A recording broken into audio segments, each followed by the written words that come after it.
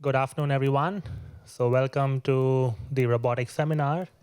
It's a pleasure to have Professor Matthew Gombolay with us. And Matthew did his PhD from MIT, so welcome back. Thank you. Matthew has been doing a lot of fun work, in imitation learning, in robotics, and I guess today he's going to talk about, more fun things he has been up to recently. Matthew's papers have won, best paper awards. He's also, gotten many awards himself, including the DARPA Riser, the NSF Early Career Award, the NASA Early Career Award, and many others. So Matthew, welcome to MIT, and very much looking forward to your talk. Yes, thank you for the kind introduction. It's great to be back. I have never been in this particular building before. Kindle looks a lot different. I was definitely disorientated coming out of the Marriott Hotel this morning, but it's fun to be back. So yes, imitation learning, you brought that up.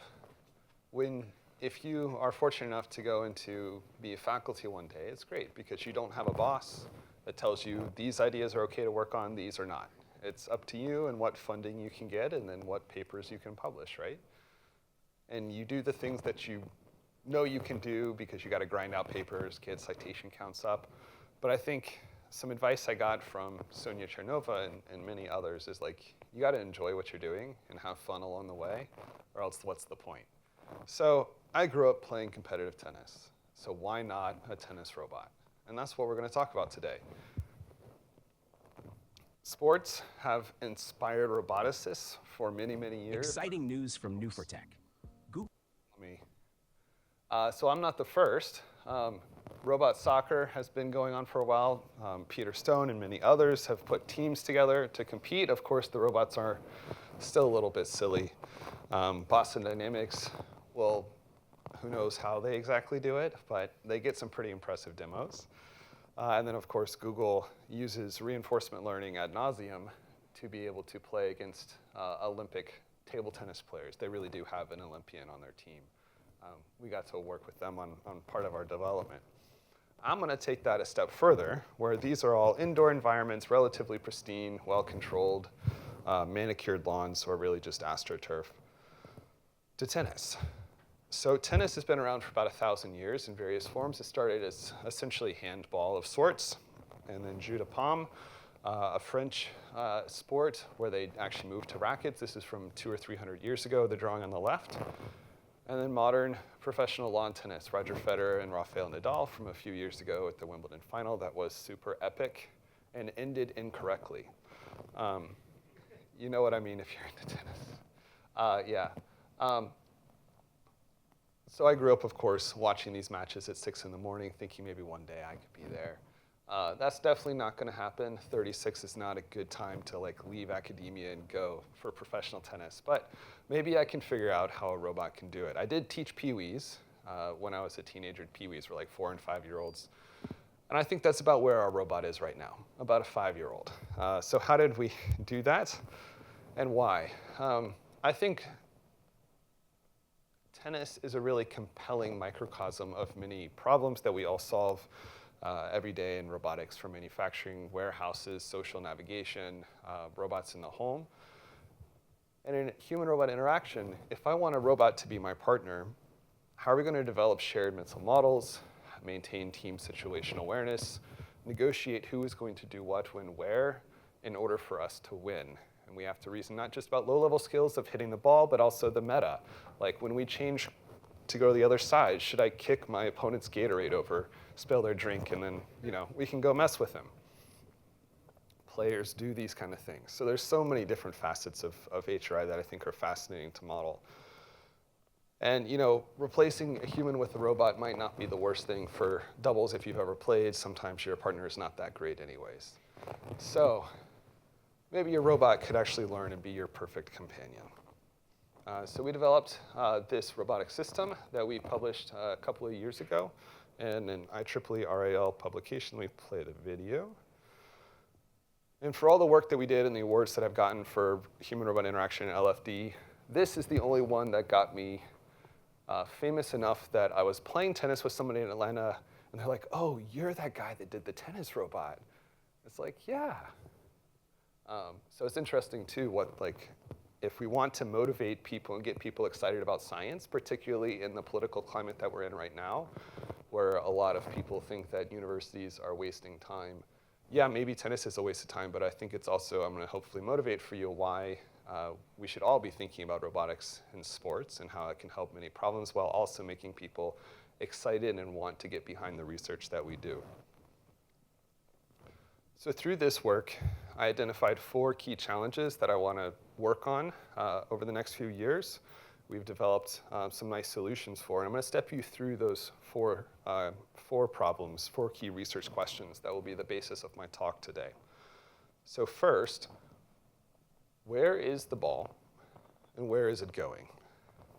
And if you know tennis, you might say that there's a Hawkeye system or a shot spot, that they have these cameras. They're tens of thousands of dollars each, placed around the courts, and a nice software, and they can tell you within about 1 millimeter of error where the ball is. Is there a fundamental difference, though, between watching an entire trajectory of a ball, taking tens of seconds to process the data, and then decide where it was historically, versus watching the ball for a tenth of a second, having about a tenth of a second to decide, and then figuring out where it's going to be 0.2, 0.3, 0.4 seconds in the future. The first one is some kind of smoothing or decoding problem that you're probably familiar with. The latter is prediction. Prediction is much harder, both because we have less data and the uncertainty about our physics and how the ball's flight will unfold is very difficult, and our analytical models are incorrect. So, where is the ball and where is it going? Second, where should I go? Part of it is I just want to hit the ball, but I also don't want to run into my partner.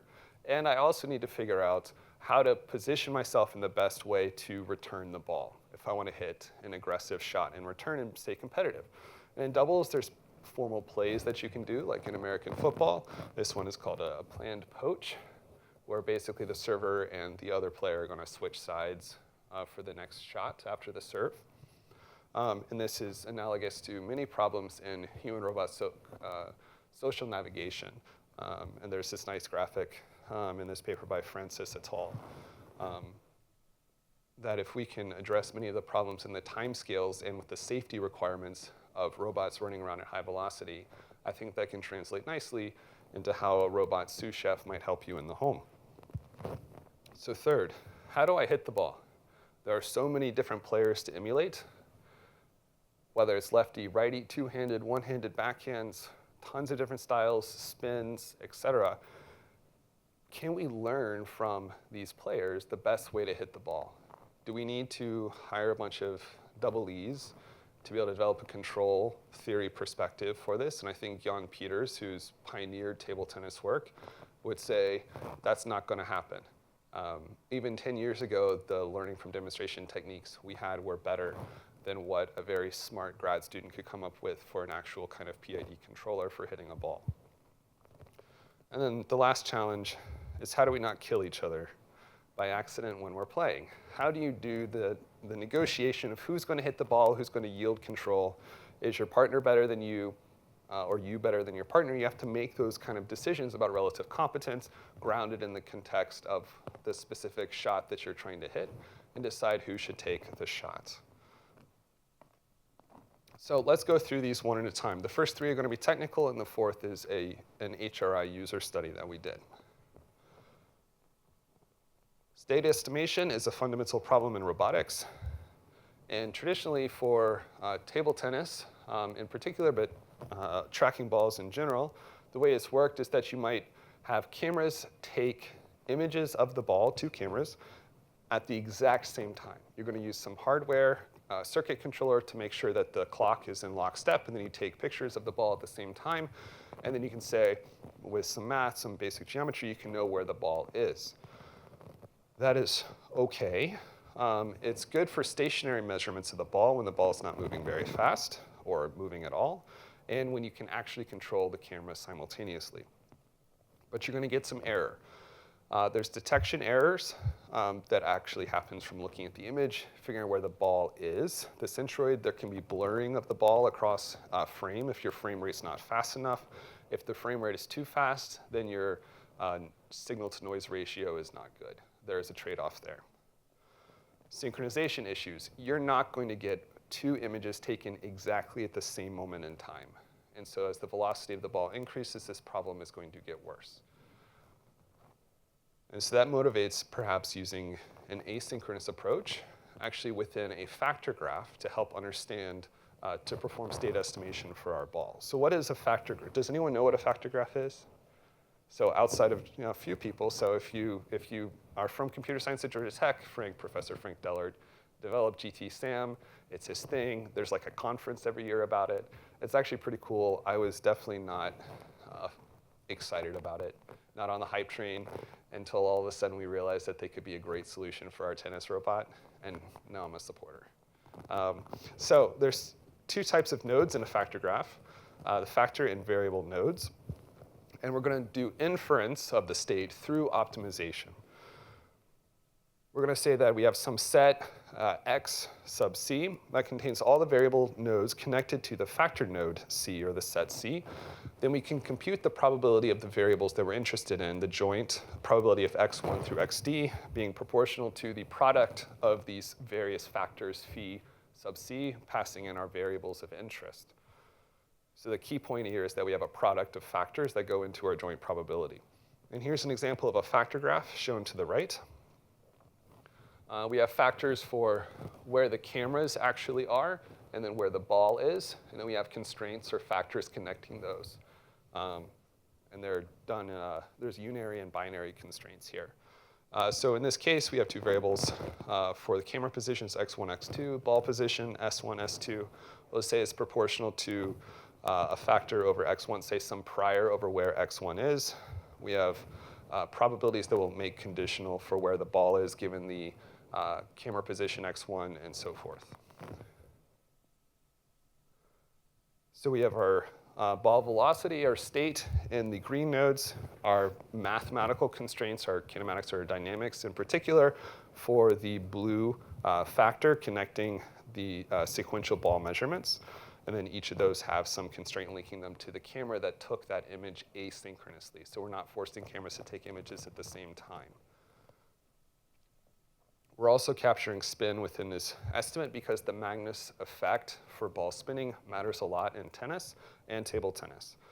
So we're going to assume some, for example, this factor for the camera pose, that we might have some Gaussian distribution with some tuned covariance in a prior x star over where we think the camera is, that we might get from some extrinsics in the camera calibration. And then we'll have some Gaussian probably distribution that we plop in for the projection factor, where we might assume a pinhole camera projection and some other covariance that we might tune for where we think the ball might be, given that we have some pinhole camera model in our image. And then we'll also have our dynamics, where model sub d is going to be some dynamical model that is either derived from first principles, which is incorrect, which we'll talk about later. Most of those first principle models assume balls don't deform when they bounce and that they don't slip on the ground. That's definitely wrong and makes our models not so great. So we accumulate additional variables and factors into our graph with sequential measurements.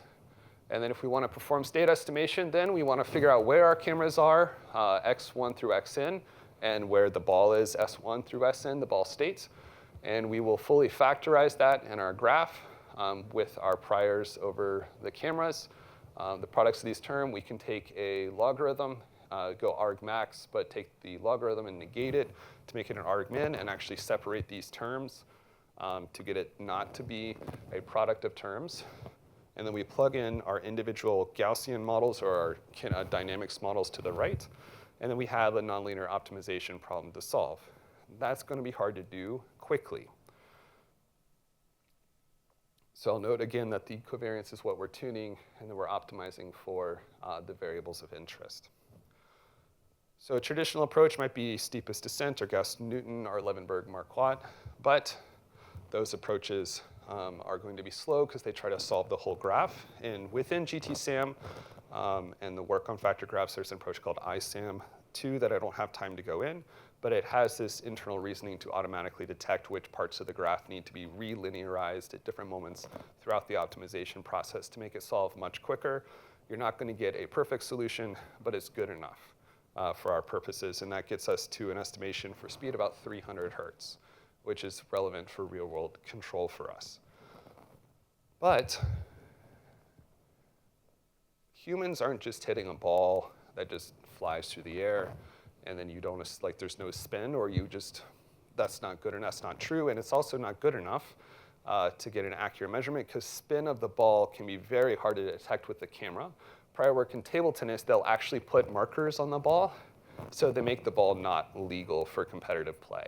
But then you can track the spins of the ball, but then doing that from 50 or 100 feet away from a tennis court, that's not gonna happen.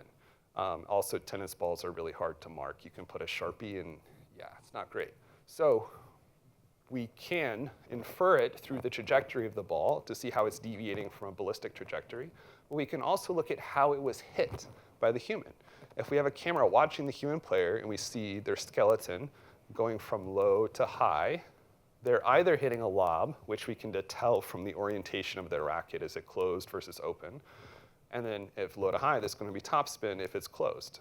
Open would be lob, closed would be topspin. And then based upon how quickly that's done in the angle of the racket, we can get a sense of what a good prior distribution is over the ball state after it's been launched. And so we train a temporal convolutional neural network that gives us that prior over the ball state from data of my graduate students hitting the ball. And here's the result.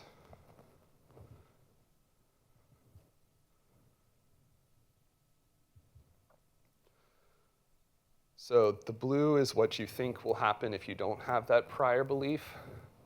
I believe green is the prediction that we are making. And then blue should have been ground truth. Play that one more time. Prediction with no spin is blue, green is ours, and then orange is ground truth. How well does it work? So against an extended, adaptive extended Kalman filter, so this has some component to like update its covariances or its dynamics model on the fly based upon data. That's in purple. That actually works worse in our application than if you just assume, let's go with the extended Kalman filter. That's kind of wrong. Adapting on the fly is quite hard to do for an EKF.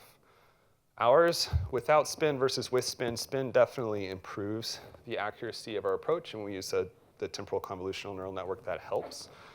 In particular for the second position of the ball where it will be for its second bounce. Why does the second bounce matter? There's actually a quirk, a difference in the rules for typical tennis versus wheelchair tennis, that if you're in a wheelchair, you can let the ball bounce a second time before you hit it back. And we will definitely take that for our robot because it's hard enough for our robot just to exist on a tennis court. So we will take that help. And the second bounce is also where you have the spin interact with the ground. And so having an accurate estimate of the spin before the bounce is really helpful. So since then, what we've been able to do, we have a paper coming out, I think it's coming out at ICRA this year, looking at actually then learning the physics. Because what we find is that we need to have learnable factors where we have a neural network within the factors themselves for the moments of bounce and when the ball is being hit. Because the linearized or even the first principles physics models that we have for that is just not correct. So now we have a learnable factor graph that we can optimize on the fly and get the error to be on the order of magnitude of the width of the racket while this ball is still on the other side of the net. So that's getting to the point where I think it's almost good enough for our purposes, which is really exciting. So next, where do I go to hit the ball? Yes? One quick question. So did you have to do anything special with the cameras? Did I have to do anything special with the cameras? So that earlier work We had 6 cameras, about 15 feet up in the air around the court, mostly on like the ends, because at the George II indoor tennis courts, like if this is our court, but here there's like 6 more courts, and we can't just put tripods up to have the cameras go all the way around. The initial cameras that we used in the ESTHER system that we published, they were cheap, like $100. And we did all the processing on Jetson Nanos. Everything was fully distributed and connected over Wi-Fi, so that was pretty cool. But the accuracy is not good enough for what we need to do. So we upgraded the cameras. They're about $1,000 a piece. And then we bought dedicated filters for them, the lenses that are about $100 each. Will we still have what? Yes, those are RGB cameras. Just commercial off-the-shelf RGB cameras, about 1,000 each. And we ended up finding that actually you only need like 3 of them. And you want the ones that are on the same side as the robot. Frame rate. The frame rate is not a key bottleneck now. We're getting well over 100 hertz in the frame rate. And then we tune that to balance speed of like knowing I need to know now where the ball is, but I also, when you give me the image, it needs to be a good image. And so you don't want your resolution or the quality of the image to get degraded too much. So there's a balance there that we tuned. Yeah. So where do I go? Reinforcement and imitation learning are hot. I think they've been hot. They just seem hotter now in robotics, but particularly more and more people are excited about learning from data, learning from human expert demonstrations or maybe teleoperation to learn robot skills, because RL by itself is just not working out so great, despite decades of work in it. And if you're going to do reinforcement learning, you're going to want to do some kind of sim to real transfer. But our simulations are still pretty poor, and domain randomization is not yet good enough to solve many of our problems, especially for dynamical situations. For kinematics, it seems to work pretty well. Just like locomotion, it's working well, but not for sports yet. It's expensive to get human demonstrations, and it's hard to get high-fidelity simulators, and they're slow. So recently, people said, forget simulators. And we're not going to collect data with humans operating our robots directly, maybe through kinesthetic teaching. Instead, what if we have either people remotely located using an Xbox controller or something else, or augmented reality, or perhaps people just nearby that are teleoperating these robotic systems. And there's startups doing this. Google's been trying to do this. You are able to get some impressive results, like with Palm Saycan and other models. But, and do so from multiple different camera angles, and then maybe even less extended to multiple robots and solve some kind of cross-embodiment system. But there are limitations. You still need specialized demos in the domain you actually care about, because we're not able to do zero-shot transfer of this knowledge to a new domain. The camera setting is typically assumed to be the same in training versus testing. Maybe it's egocentric perception, but you don't have a shift in the fundamental, you don't have an OOD problem in the perception. And then you're also typically manipulating static objects like blocks. So what can we do instead? We want to do something similar. We want to learn from human data for how our wheelchair should move around the court. I think there's also a nice anthropomorphic argument there that if you're going to play with a human, you better move like a human. We want to do this from YouTube videos of professional wheelchair tennis, but that's still hard. Data annotation. We had grad students and undergrads work together to annotate our data. That was not fun for them. You don't want to do that. We also have issues with monocular videos. Streaming videos only provide a monocular scene. There's no depth estimation available in those videos. You can run monocular depth perception algorithms on it, but it's just a prediction and it's going to be noisy. And then for our setup, we have different camera views. Ideally, the tennis court itself is the same dimensions, but it's going to be different color. The cameras are going to be different locations. There's different lighting, et cetera. So it's very out of distribution. So in this work, we're going to propose a comprehensive learning pipeline to solve these problems, data labeling, and this OOD view for learning from imitation, learning from human demonstration. So let's first work with a data extraction. We have lots of videos of humans playing wheelchair tennis, and we are going to annotate those videos for where the ball is, where the wheelchairs are, and then we can extract a homography matrix H and a camera model P. And so we're going to assume that the ego wheelchair we are controlling as the motion of interest, and then all other motion is environmental. And we'll assume planar motion as well. So if the wheelchair moves up and down on our screen, it's not because the wheelchair has jumped off the ground, it's because they actually translated further in depth. So we're going to get these trajectories from manually labeling it and train an imitation learning policy. It could just be behavior cloning model, just a feed-forward neural network, fully connected, nothing fancy yet, perhaps. And then for our physical tennis court setup where we want to ground the work that we're doing, we're going to implement an extended Kalman filter that's going to track in red the trajectory of the wheelchair, so we have some localization of where the robot is, and it does have LiDAR, IMU, wheel encoders as well. And then we are going to use factor graph approach that I've already shared with you for tracking where the ball is in the real world. And then we map this into where the camera says it should be from the viewpoint of the YouTube video's camera.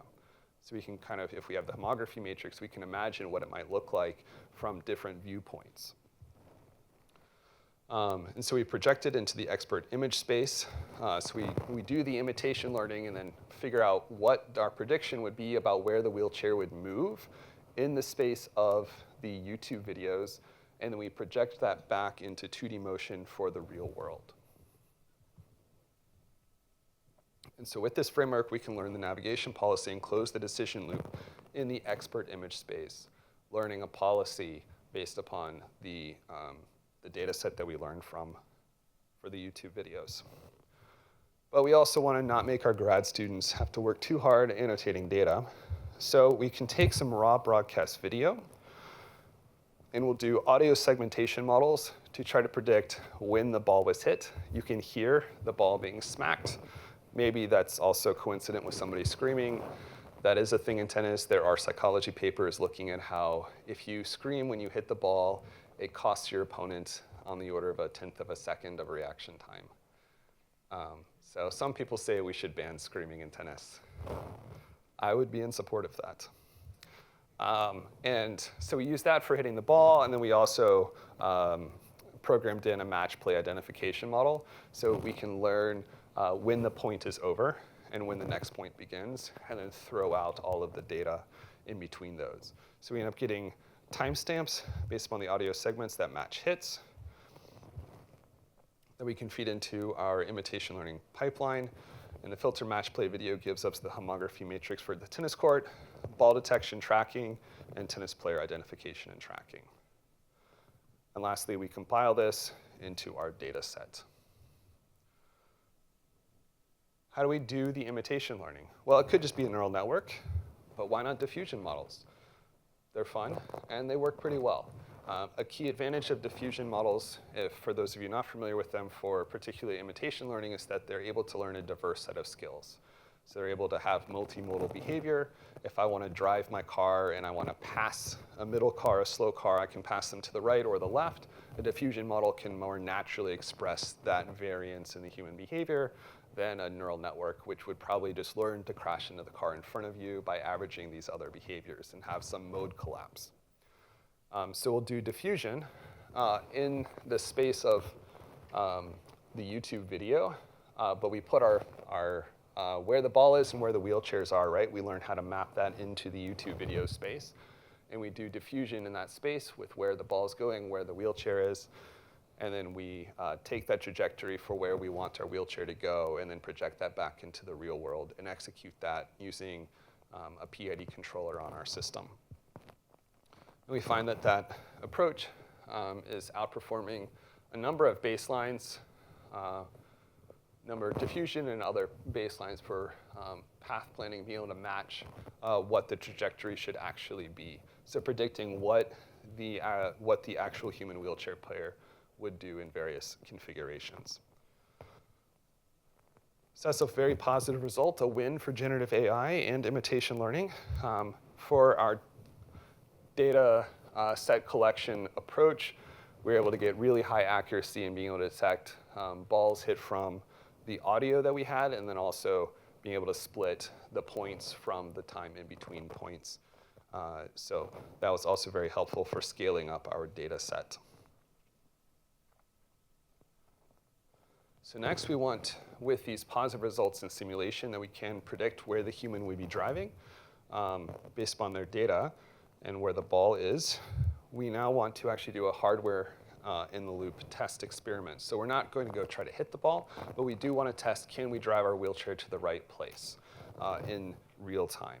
And so we have our IMU, LiDAR, wheel encoders that give us our localization, and an EKF to track the wheelchair itself. We're going to run our pipeline with our diffusion model that we send in the factor graph to get where the ball is. We use our diffusion model to give us in the learn policy block, send that to a PD controller, that then goes to a differential drive controller, and we end up executing on the actual robotic system itself. So running diffusion seems to get a better performance, a success rate of being able to get to the ball in the real world. And basically the success here is, does the ball smack the robot? If the robot runs into the trajectory of the ball, we'll call that a success. And we base a certain radius around that wheelchair as well. We actually extend it up to 1.4 meters based upon our prior work that's shown like what is the envelope of how far the robot can hit the ball, adjust its trajectory to be able to hit the ball. It can do that within a bubble of 1.4 meters. Okay, so let's get to the demonstration. So we have our tennis ball, a ball launcher that we'll do for our testing, because my grad students are not yet good enough at tennis to feed the ball to the robot yet. And then we show this in Klaus, our computing, one of our computing buildings to the top left. We can visualize that in a simulation environment and then execute these in real time on the tennis court. So it's cool that these diffusion models are also fast enough to do this in real time. And even though this system is relatively complex, it's still computationally lightweight. So what are some contributions here? We propose a novel knowledge transferring pipeline to learn how to navigate our robot in a social capacity. So the advantage of our approach is that we're able to automatically split the training episodes that we can from the data through listening to the hitting. And then we're also able to handle the transformation of the viewpoint to be able to map the YouTube videos into the domain of interest. So we don't need to collect additional data in our tennis court. We never did. The only data we trained on was something from the YouTube videos.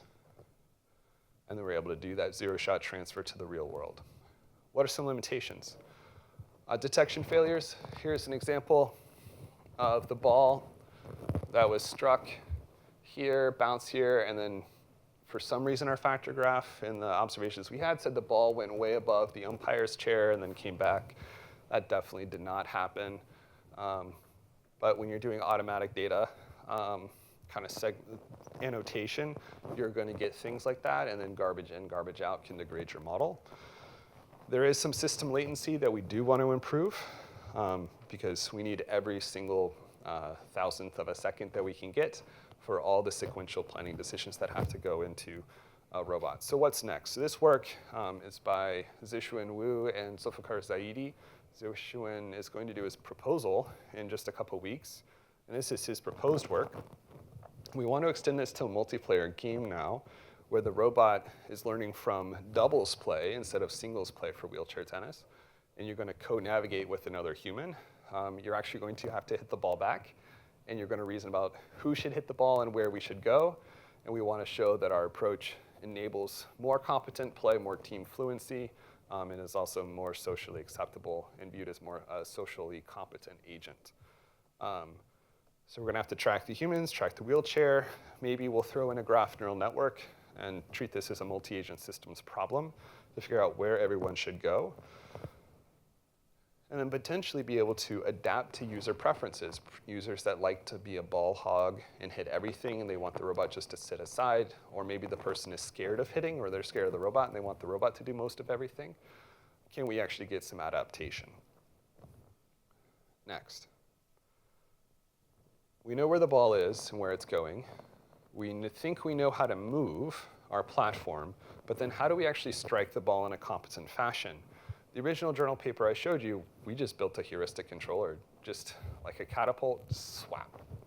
And we definitely can do better. You want to be able to control where the ball is going to go, hit it with high velocity and spin. How do we learn from these tennis players? There's great examples of table tennis and videos and lawn tennis videos online. We're going to kind of move away from lawn tennis towards table tennis in a collaboration that we had with Google for some of this work, but the methods extend directly to tennis, which we're working on now. We want to be able to learn how to perform agile behavior that's quick. We want it to be diverse. We want to be able to hit with a variety of spins and trajectories, launch angles for our balls, and be able to handle different incoming behaviors as well.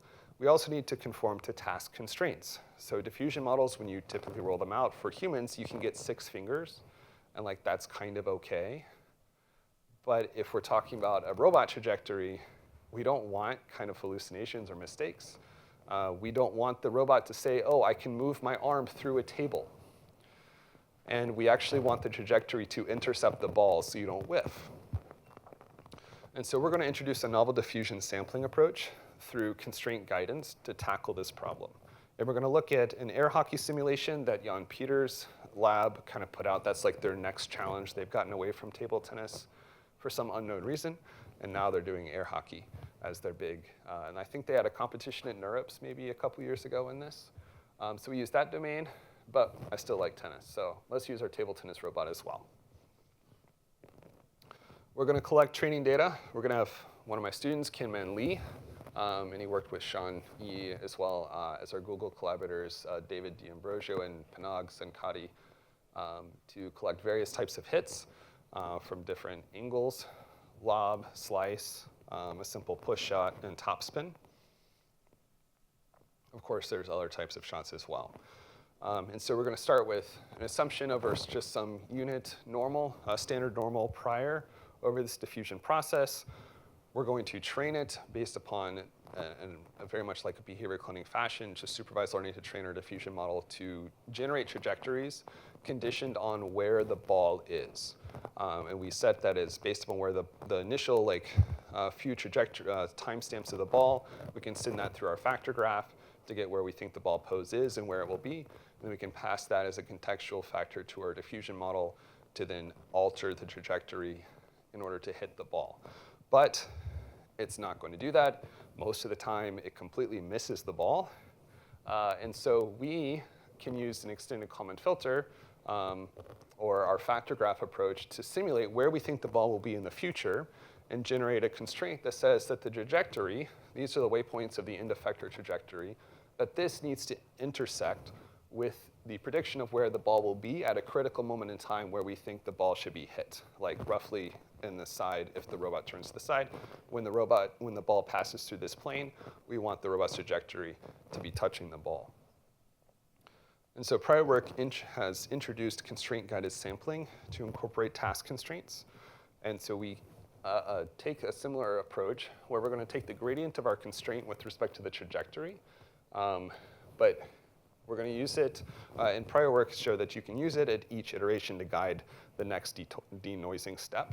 And so prior work would basically say, we're going to take the gradient of the trajectory and the local vicinity of where the constraint needs to be enforced and just modify the denoising step in that local vicinity. So that might work, but it's probably going to be pretty hard for the robot to actually execute that trajectory if you just drag one point to enforce a constraint and the rest of them are not responding to that. So instead, we augmented the way that this constraint guidance is performed. So we're taking a gradient across the entire trajectory based upon how critical it is that those points are moved to enforce that the trajectory will actually intersect with the ball. And so we can update at each time step the entire trajectory to abide by our constraints. And our approach is KCGG, kinematic constraint guidance, gradient guidance. And we're using our forward kinematics model of our ball and our robot. How well does it work in practice? Here's a visualization of it working for air hockey. We want to be able to move. You see the denoising steps in blue of it as the ball is moving. It's continually updating its trajectory until it's done. I'll play that one more time.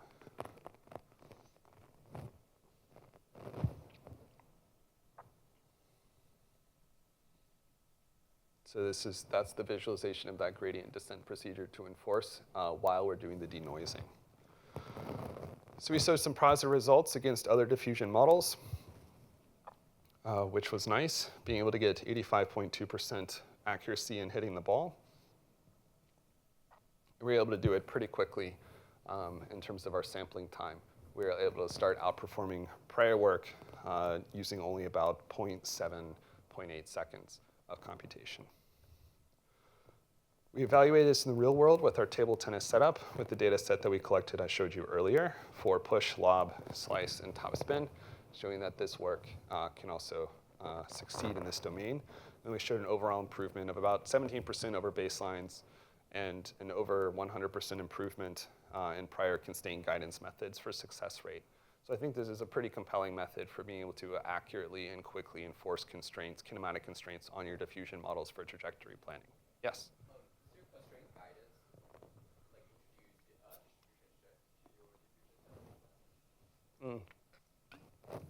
Yes, it does. Not bad enough that it inhibits it from working. And so this is an ICRA paper that will come out, of course, in Atlanta, so I don't have to go anywhere, just down the street. And that was some of the feedback that we got from the reviewers is like, how expressive or aggressive can your constraints be when you get out of distribution of the human behavior? And we showed that like you can actually, the constraint, we modify the constraint so it's do not hit the ball. Get as far away, like whiff as horribly as you possibly can. And it actually is still robust to that. So you can actually pretty much counteract the behavior that you learned with the constraint. But I think it's a lot harder to then say, in table tennis, if you only had ever shown it like a lob, could you then have a constraint that enforced some kind of spin? And we haven't extended to like that case where you're getting out of distribution, but you still need the diffusion model to do something useful. So yeah, future work. So it's quick in computation. We can do this in real time, learning diverse behaviors and apply these task constraints, which are critical challenges in robotics. Everything from I want a sous chef to an autonomous vehicle. We need constraints to be enforced in our generative AI approaches. Yes? Yes, that's why humans still have a role in AI, is we still have to pose the problem. We have to tell it what the constraints are.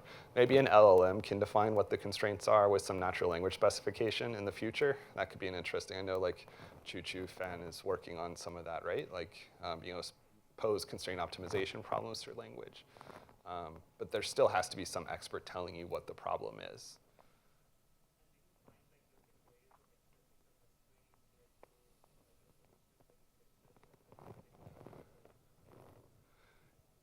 Yeah. The critical thing that we found is that you need to be able to take the gradient with respect to the entire trajectory.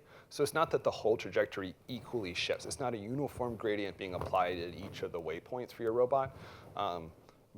It's conditioned upon like, basically, it looks like the gradient is somehow proportional to how far or irrelevant those parts of the trajectory are. But that gets handled implicitly when we do the gradient through the denoising steps. So we didn't have a hard time trying to like cherry pick or tune the constraint itself. It seemed pretty robust as long as the constraint was useful and didn't deviate, say, too much from the behavior that the diffusion model was intended to perform.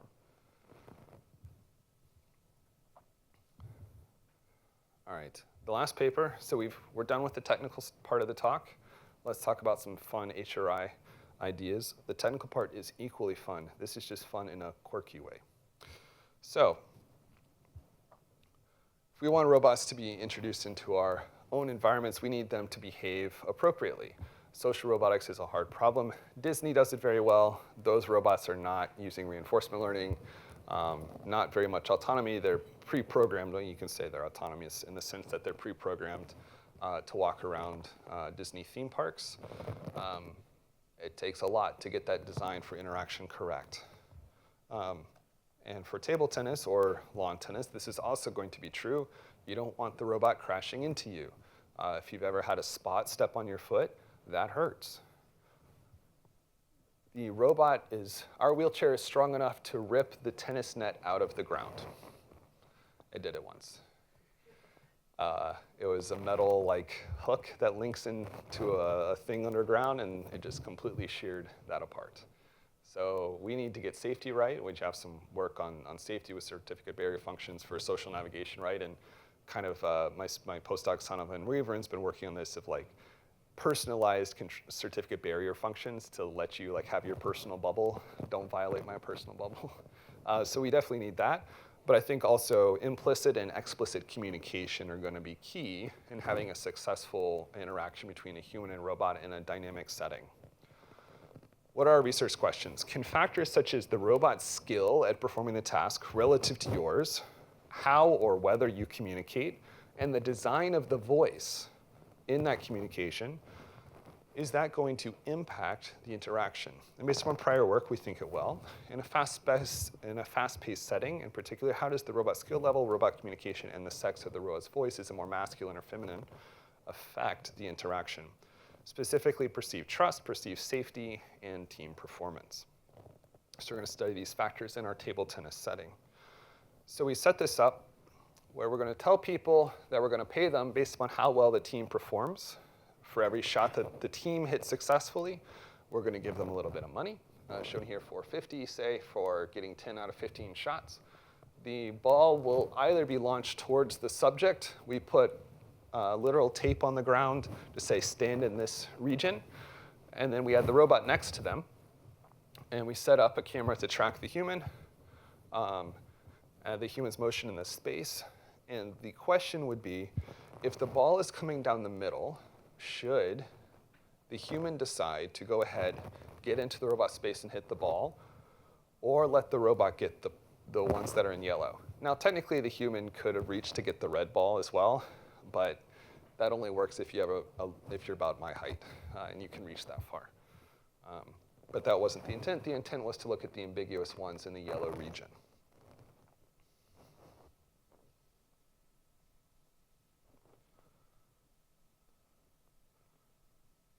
For some reason, my computer seems stuck on this slide.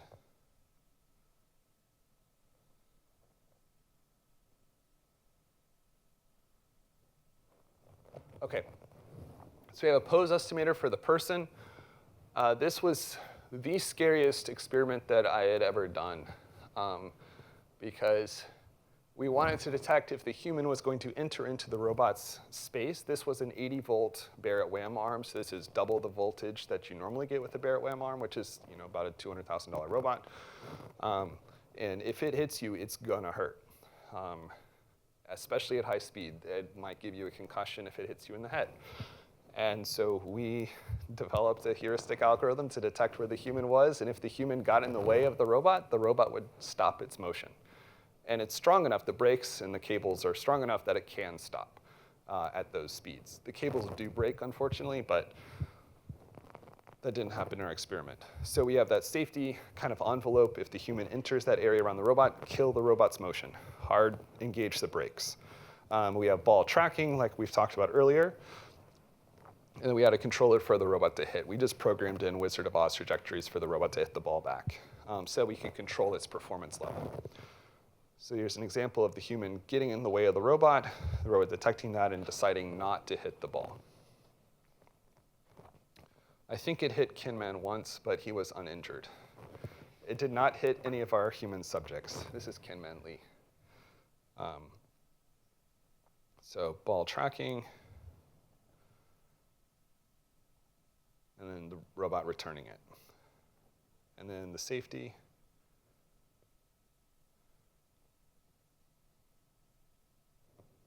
All right, so here's our experimental design. The robot's set up first. We're going to be able to look at this 2x2 matrix where the robot's skill level will be either high or low.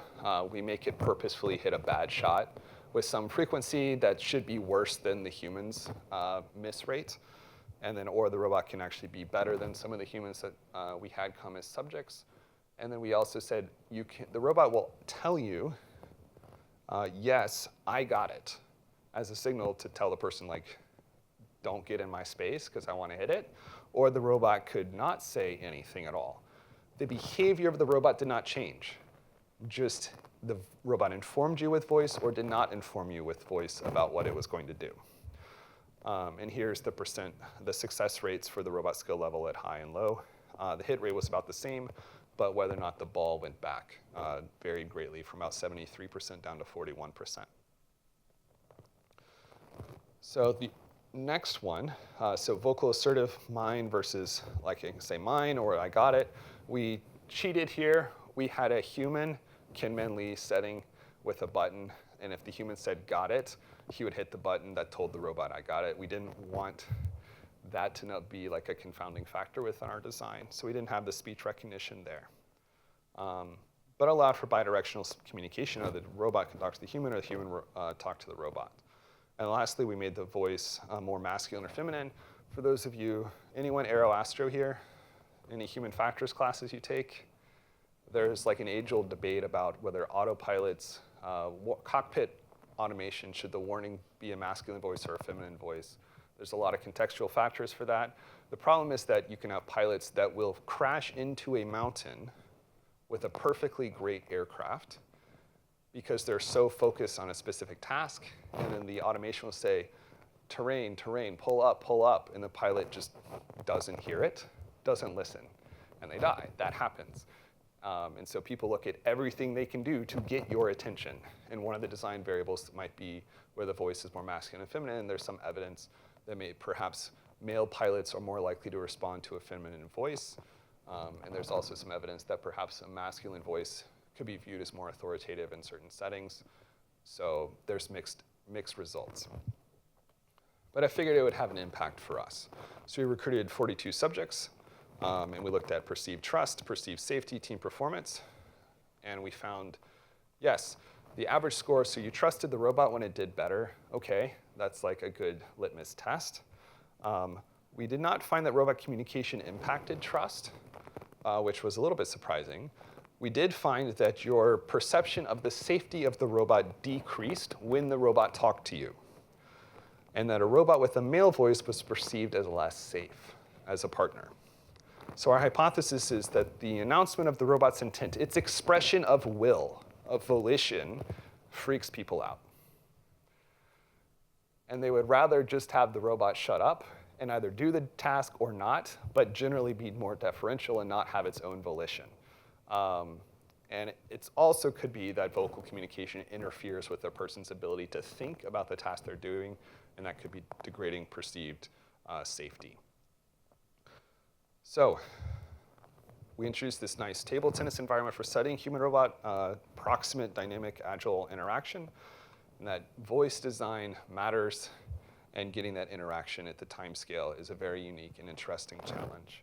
So I went around the horn here, talked about these 4 challenges, and I hope that I've been able to excite you about the potential that tennis has to be a great motivating domain, just say robotics research with connections to localization, estimation, motion planning, imitation learning, generative AI, HRI, and more. We're able to learn from human demonstration, whether it be YouTube videos, et cetera, and that these techniques are reemergent right now, and that there are better methods now for learning from online videos, and if we can get it right, that could be a game changer for robotics, and that it is important to always understand the human perspective, or else your robots will be rejected. Now, today I didn't have time to talk to you about work that we're doing with the NSF-funded AI Caring Institute for having older adults come and actually program robots, full-stack robots, for learning from demonstration and understanding how do we design for novices to work with our robotic systems. Didn't get to talk about work that we're doing in explainable artificial intelligence, showing that explainable AI can actually make doctors more stupid. Check out this paper that my wife and I wrote together. She's a neurologist. So that's cool. And then also work in multi-agent systems for narcotics interdiction that I've been doing with the Navy over the last few years. But hopefully you can check out those papers, or I could come back some other time. Thank you very much for your time and attention. I will think, oh, here's one more video of my students trying to play with the robot.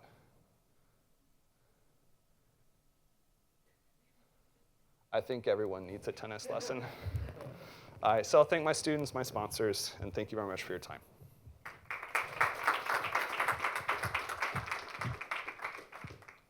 So we have time for maybe one quick question. Yeah. Can you use the microphone though? Howdy. If you're doing imitation learning for doubles tennis using the videos, do you think there will be any difference in how human partners will react to a human partner on the field versus a robot on the field, and will it mess up the distribution? Yes. Will it mess up the distribution of the training data that we're learning from if we have a robot instead of a human as a partner? If we get the robot to be as competent and abled as the wheelchair tennis player, I think, and you have a burn-in phase so you get over the novelty effect, then I think it'll be fine. But I think, yes, it will take time for the human to be like, is this really like a reasonable robot? Am I going to die? And once they get over that, I think it'll be okay, as long as the robot has the same capabilities. Does it have the same capabilities? Not right now. Okay. It's about the level of like a 5 or 6-year-old. So maybe we'll recruit 5 and 6-year-old players to come. So we'll see. But I hope we'll get about 1 year better for every year we put into the project. Maybe that's a reasonable goal. Thank you. Quick question. Will your tennis robot generalize to pickleball or any other sports? Pickleball is not worth studying. But Felix, sorry. So what do you think is the big bottleneck in the system right now? Is it on the perception side? Is it more on the control side? yeah, our biggest problem right now is going to be full body control. As you might imagine, the moment of inertia changes based upon whether the arm's tucked in versus extended, and if it's swinging, that has a coupling effect to the body as it drives around. And right now we've kind of decoupled those as like 2D motion planning from like swinging and hitting. And my students are working on in a full system optimization, either with factor graphs or some other approach to do that control, and that's slow. And we don't have good models of the system. And doing like system ID in a high multi-million-dollar space is not easy. You have to like hang the robot up, in the ceiling and spin it around and all sorts of things. That's like really hard. So I hope we can do some model reference adaptive control and sys-ID. But doing that at a high quality is hard. That's our bottleneck right now. So what's your prediction? When will we have a humanoid playing tennis? So if we had a humanoid right now, let's say it was good enough to play tennis, we would not be allowed to play because the feet of a humanoid would destroy the courts. They're very sensitive. So actually a wheelchair is a great thing for us to use because it's regulation, and it's not going to damage the courts. But if we did have a humanoid, yeah, I don't know, 20 years? I'm hoping we get there in 10 years with our wheelchair robot, but I'll say 20 years. Okay, well, on that note, let's thank the speaker once more. Thank you, Matthew. And we do have a reception on the 3rd floor, so feel free to join us and have some snacks and chat more with Matthew.